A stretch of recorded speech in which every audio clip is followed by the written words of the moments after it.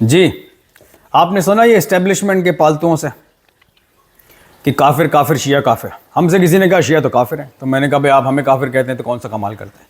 آپ کے حسین عقیدے میں تو پیغمبر کے والدین بھی کافر ہیں, رسول اللہ کے دادا بھی کافر ہیں, رسول اللہ کے چچا بھی کافر ہیں, یہ سب جہنم کی آگ میں جل رہے ہیں معاذ اللہ. تو کیا پدی اور کیا پدی کا شوربہ, ہمیں کافر کہا تو کون سا کمال کیا.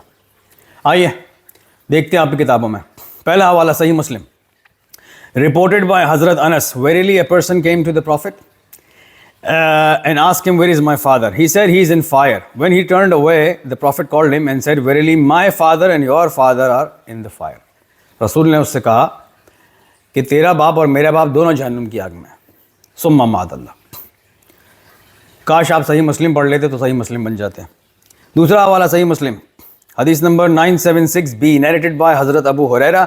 The apostle of Allah visited the grave of his mother and he wept and moved others around him to tears and said, I sought permission from my Lord to beg forgiveness for her, but it was not granted to me, and I sought permission to visit her grave, and it was granted to me, for that makes you mindful of the death. رسول اللہ نے اللہ سے بھیک مانگی کہ میری ماں کی بخشش کر دے, مغفرت کر دے. کس چیز کی مغفرت؟ یعنی کفر پہ مری تھی نعوذ باللہ. اور مزے کی بات تو یہ کہ اللہ نے رسول کی بات ہی نہیں مانی. تو جو رسول اپنی ماں کی ہی بخشش نہیں کرا سکتا نعوذ باللہ آپ کے عقیدے میں, تو وہ آپ کی اور آپ کی بخشش کہاں سے کرائے گا. تیسرا حوالہ سیرہ النبویہ پیج 28 بائی علامہ ناصر الدین البانی کے نام سے مشہور ہے. The Prophet's parents and his grandfather Abdul Muttalib are in hellfire.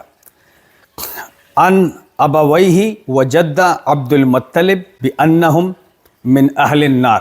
میرے ماں باپ نعوذ باللہ اور میرے دادا جناب عبد المطلب علیہ السلام وہ دونوں جہنم کی آگ میں. سب یہ کیا کہنے آپ کے. آخری حوالہ اور آپ کی زحمت تمام.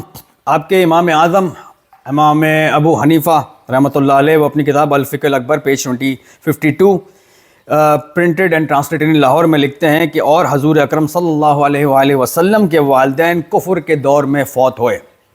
جی میرے بھائی, تو آئندہ سے جب آپ نعرہ لگائیں کافر کافر شیعہ کافر, تو اس میں ایڈ کیجئے کہ کافر کافر اے رسول اللہ تیرے ماں باپ کافر, کافر کافر اے رسول اللہ تیرے دادا کافر, کافر کافر اے رسول اللہ تیرے چچا کافر.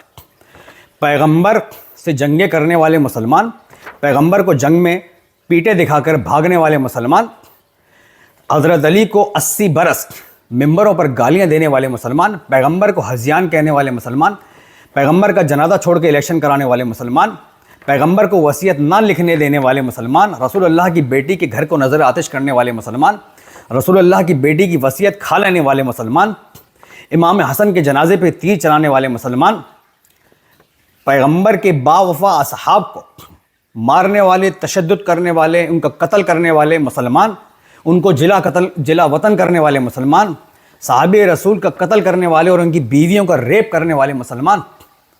اور ہم کافر ہو گئے, اور ہمیں تو کافر ہونا ہی تھا. دشمن آل محمد جو مسلمان نکلے, کافی ہے آپ کے لیے. کعبے کے اس منہ سے جاؤ گے غالب, شرم تم کو مگر نہیں آتی.